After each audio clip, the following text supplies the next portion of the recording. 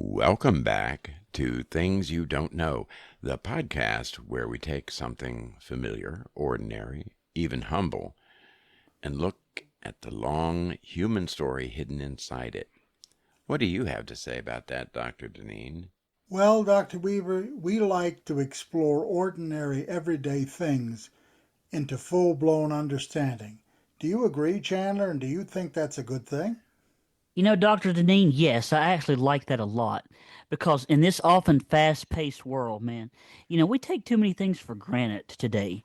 So it's good to get a deeper understanding. Wouldn't you say, Dr. Weaver? Yeah, I think so. So today's subject is one of those objects that feels almost too simple to deserve much thought until you stop and really look at it. A candle. A candle is wax, a wick, and a flame. That sounds pretty basic. But the story of candles opens up questions about survival, religion, technology, memory, ceremony, grief, beauty, perhaps romance, and even chemistry. Absolutely, Dr. Weaver. And, candles are one of those things that somehow just exist in a bunch of worlds at once. They can be decorative, they can be practical, and they can be sacred, they can be emotional. And historically, they were once much more important than people realize. Before electric light, a candle wasn't just cozy atmosphere, it was time management, work extension, a travel aid, household necessity, and sometimes a marker of status. That is exactly where we'll begin. Why were candles invented in the first place? What need were they answering, and why, even after electricity, they have never really disappeared? So, at the most basic level, candles were invented because human beings needed portable, controllable light. Once the sun went down, life changed dramatically. Fireplaces and hearth fires could light part of a room, but not very well, and certainly not with much convenience. Oil lamps existed in many ancient societies, and in some places they were more common than candles. But candles offered a different kind of advantage. They were compact, movable, and relatively easy to place where light was needed. That's right. So if you needed to walk through the house, read, pray, work with your hands, or just keep watch at night, a candle could go with you. Exactly.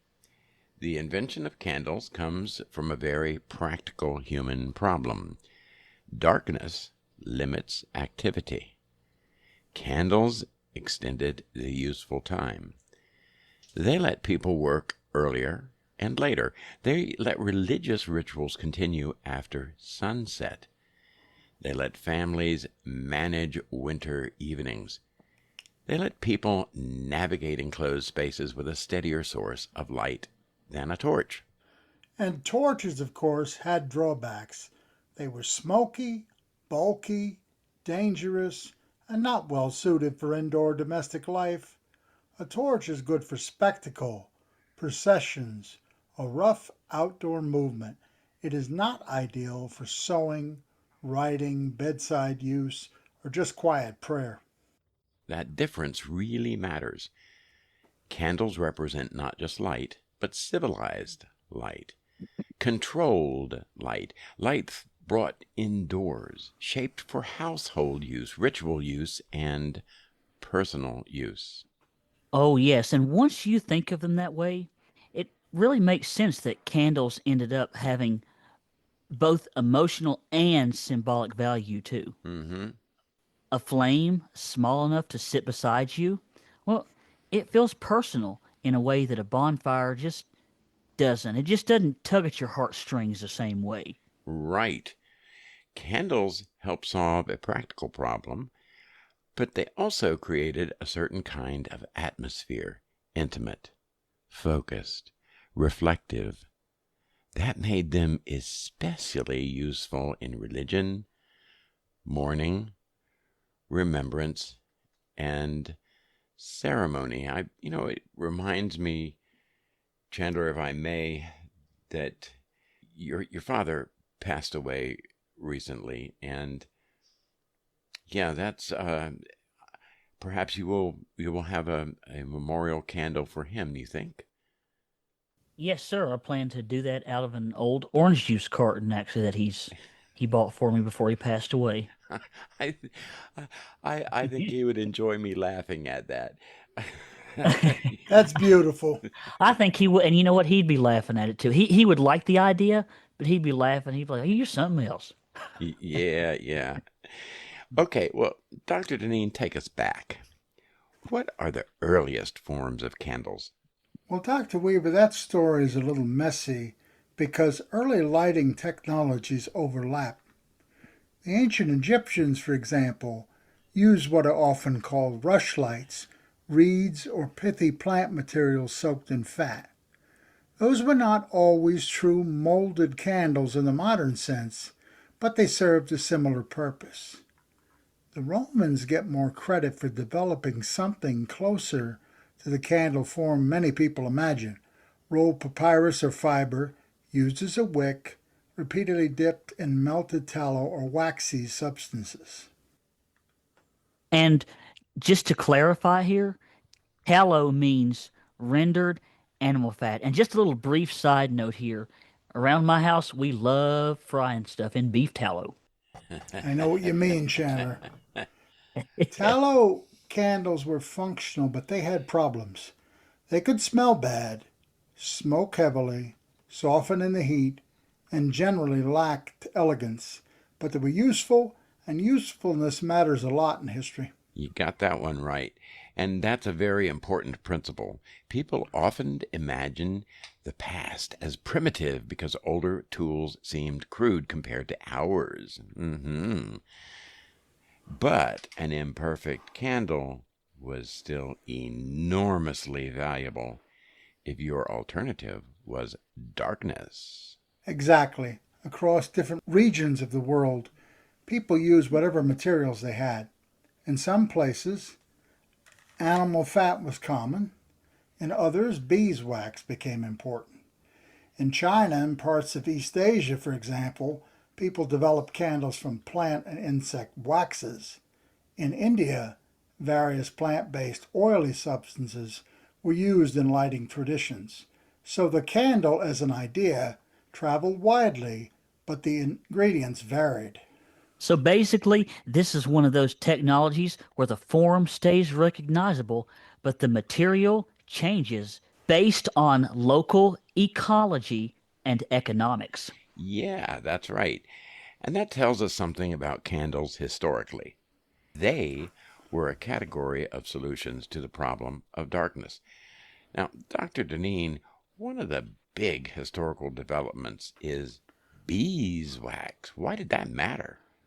Because beeswax was better. It How? burnt, it burned cleaner, it smelled a lot sweeter, it made less smoke. It was more pleasant in religious buildings and in wealthy homes, but it was expensive. Uh huh. So for much of history, beeswax candles were associated with churches, monasteries, the elite, and special occasions. And while ordinary households were still often stuck with cheaper tallow candles. You're correct, Chandler.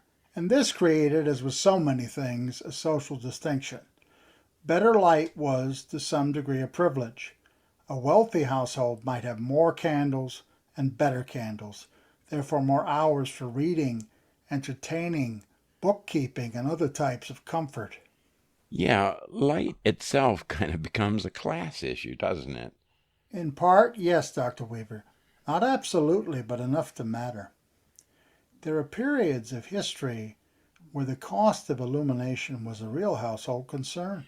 Yeah, that is worth pausing over.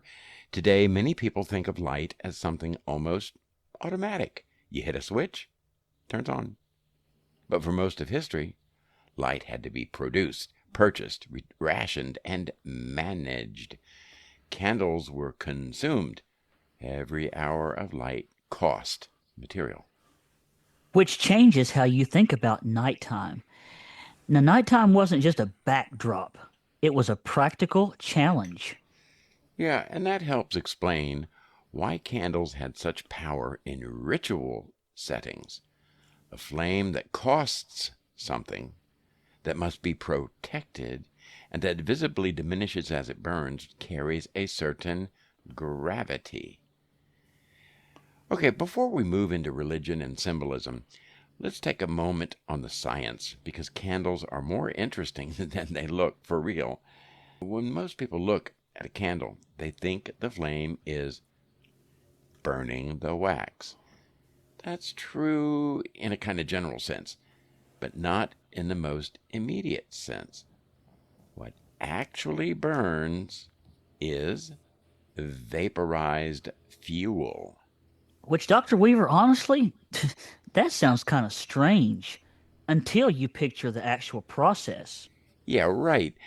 The heat of the flame melts the wax near the wick. The wick draws that liquid wax upward through capillary action. Then the heat vaporizes it. It is that vapor that ignites and sustains the flame. Did you know that, Chandler? I did not, but I think that's pretty interesting. It certainly is. I have a question. So the wick is not really the main fuel, it's more like a delivery system? Yeah, that is a great way to put it. A good wick feeds the flame at the right rate. Too much fuel and the flame gets large, smoky, and unstable. Too little and the candle sputters, tunnels, which means you'll look down at the wick and you'll see there's this little cavity, there's a hole there, it's a tunnel, or it dies out. Yeah, and that explains why some homemade candles burn beautifully and others, well, they just become disasters. Yeah, that's really true. I like making candles. I think it's really fun. I like engraving the holders and doing other strange and different kinds of things. And candle making may look quite simple, but it depends on matching the wax type, the wick size, fragrance load, and a container shape. There's a kind of a surprisingly exact craft in a way. Too much fragrance and it feels heavy in the room. Too little and you don't even notice it's there. Too thick, gets smoky. If the wick is too thick, it gets smoky. If it's too narrow, it sputters and makes a tunnel. Yeah. So candlelight is distinctly different from the light emitted by an electric light bulb. It feels different, and it provides a different kind of ambiance. That is a probable reason that the romantic candlelight dinner is so special. Now let's move to symbolism. Candles appear across multiple faith traditions, though not always in exactly the same way. Dr. Deneen, can you start us off with Christianity? My pleasure. In Christianity, candles are closely associated with Christ as light, light in darkness, truth, hope, the divine presence, and spiritual guidance. Churches use candles on altars, in vigils, during baptisms and funerals, Advent observances before Christmas, Christmas services, and Easter liturgies. Like candlelight Christmas services, right, Dr. Deneen? Absolutely. Yeah. Yeah. And one reason candles fit Christianity so naturally is that the symbolism is both visual and theological. Light reveals, light guides, light overcomes darkness. Boy, we need a little bit of that today. Those are Oh, yes. deeply, yeah, those are deeply biblical and devotional themes. There's also something emotionally powerful about votive candles and prayer candles. A person lights one, leaves, and yet the flame continues. It feels like a prayer that's lingering in the world. Yes, and in many Christian settings, the continuing flame symbolizes remembrance, intercession, or devotion. It's a quiet sign that human hope has taken visible form. which is very important psychologically. Human beings often want to make their inward feeling outwardly visible. A candle lets grief, faith, longing, or memory become something seen, something shared, something special that everyone can see. It's wonderful. Let's turn to Judaism. Chandler, can you walk us through that a bit, please, sir? Yeah, gladly, Dr. Weaver. Now, candles are central in Jewish religious life. How so?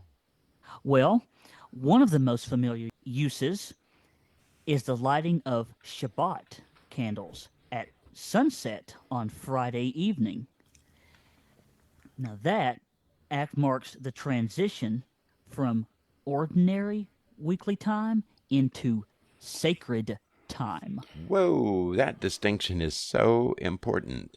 I think so too. Yeah, the candle isn't just adding light to a room, it is announcing a change in time, purpose, and attention. Exactly, Dr. Weaver. The lighting helps create the mood of welcome, rest, holiness, and peace. And then there's Hanukkah, where lights are central to remembrance of the rededication of the temple and the tradition of the oil lasting longer than expected. You know, if you don't know that story and that tradition, you should check it out. It's beautiful. It is really beautiful. It certainly is. Also, there are memorial uses for candles as well. That's right, Dr. Deneen. In Jewish practice, memorial candles can symbolize remembrance of the dead, the continuity of the soul's memory, and the persistence of family and tradition. So again, we see candles doing several jobs at once, or marking sacred time, commemorating divine deliverance, and holding memory. Now, Dr. Deneen, perhaps you could walk us through the importance um, of candles in Buddhism. Gladly. In many Buddhist traditions, candles are offered at sacred shrines or near images of the Buddha. The symbolism can often emphasizes enlightenment, wisdom, and the dispelling of ignorance. The flame can represent the light of understanding. So the symbolism is a bit different than, say, Christianity's emphasis on divine life through Christ. Right, Dr. Deneen? Yes, Jenna, there is overlap in the broad metaphor of light and darkness, but the theological framework differs. In Buddhism, the candle often points toward inner awakening, mindfulness, impermanence, clarity, and disciplined awareness. And that idea of impermanence matters too. A candle burns, changes, diminishes, and ends. It becomes a natural object for contemplation. Which makes it a perfect ritual object. It's beautiful, but also temporary. And that temporary quality is part of why candles are so powerful in human ritual generally. Their very fragility gives them meaning. Okay, let's talk carefully about Islam. Now, candles do not hold the same central universal ritual role in Islam that they do in some other traditions, but light, as a symbol, is enormously significant. Right, Dr. Weaver. In Islam, divine light is a major symbolic theme. The imagery of light is often tied to guidance, knowledge, divine truth, and spiritual illumination. Historically, lamps and lighting in mosques Religious architecture and devotional contexts mattered a great deal. So even if candles themselves are not the defining centerpiece across Islamic practice in the same way as, for example, the Shabbat candles in Judaism, the symbolism of light is still profound. That is the key distinction.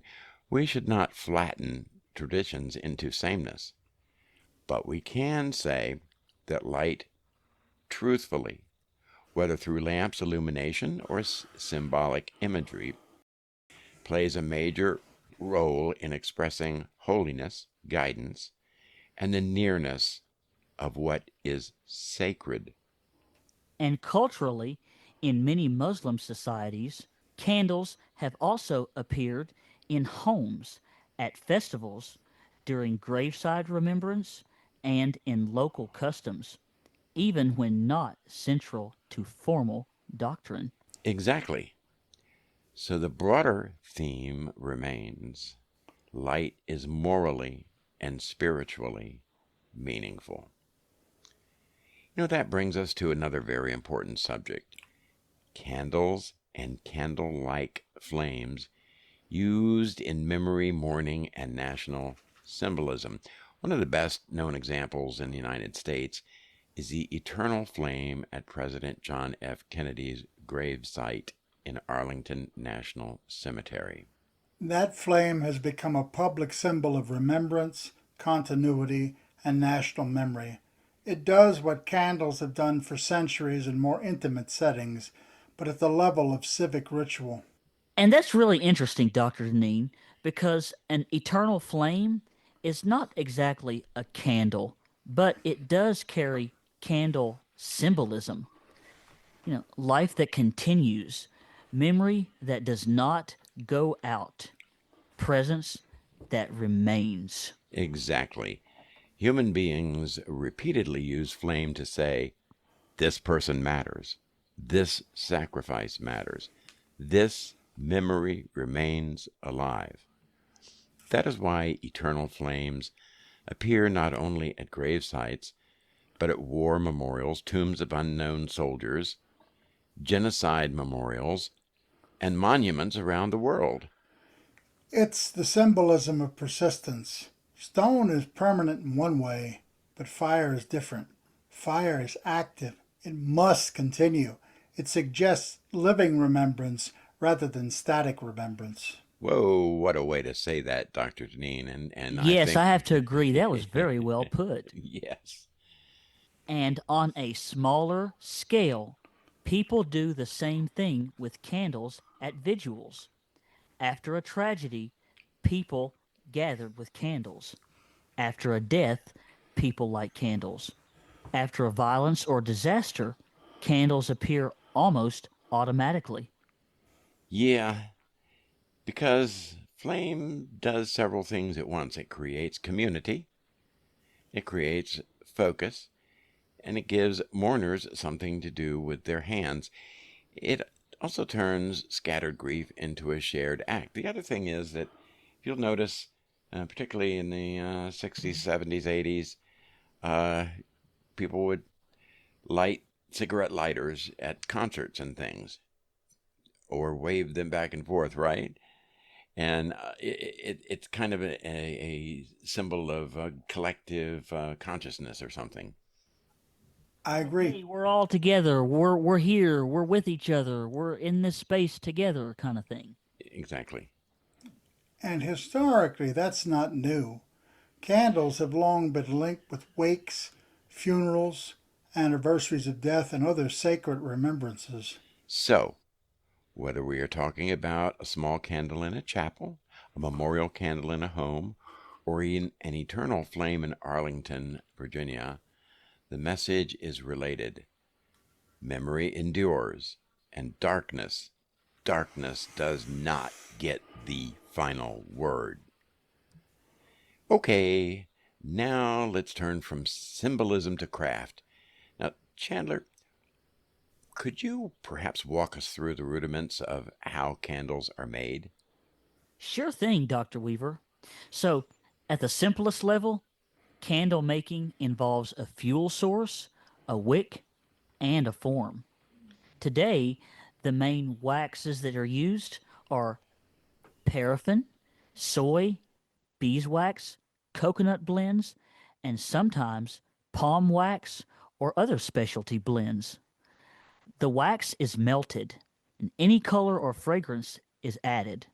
The mixture is poured into a container or mold, and the wick is positioned so that it cures centered and upright. And what does that mean? It means when the melted wax is put in and the wick is positioned, it stays centered because it's tethered to the bottom, and it goes upright because the wax, as it solidifies, as it cools, makes it stand up straight. Right, Chandler?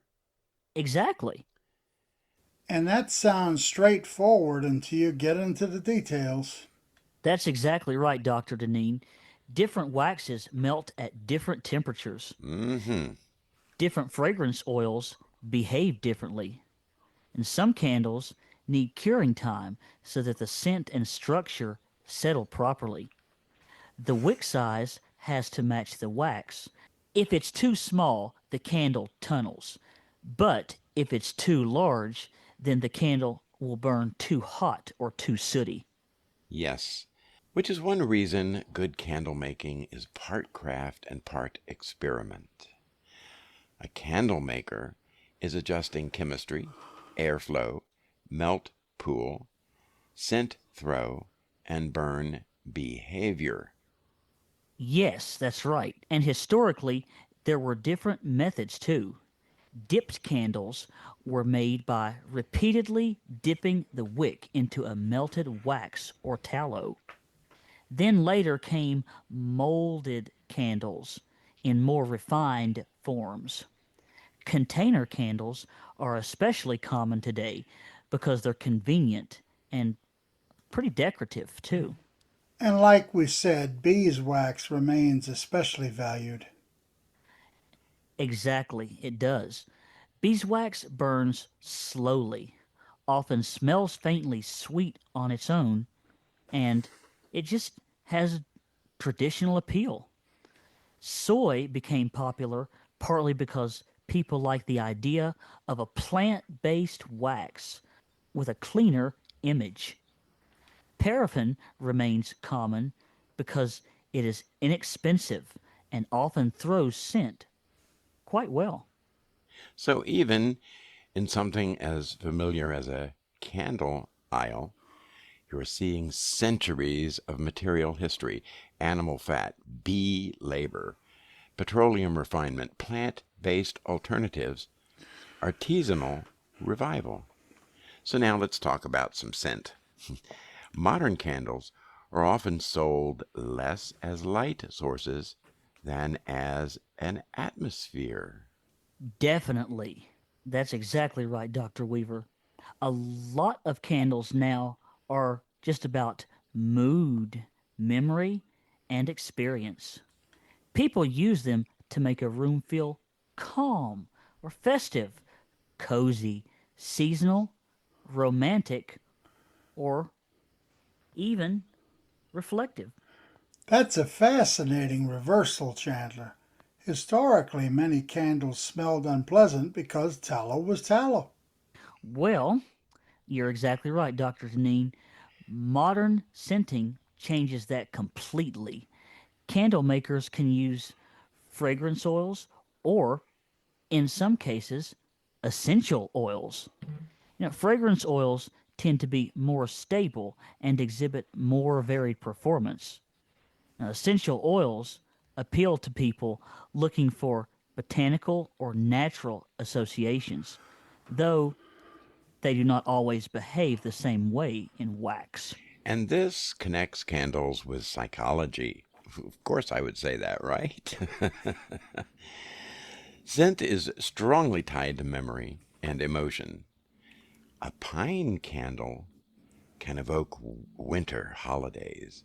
Vanilla can suggest warmth and comfort.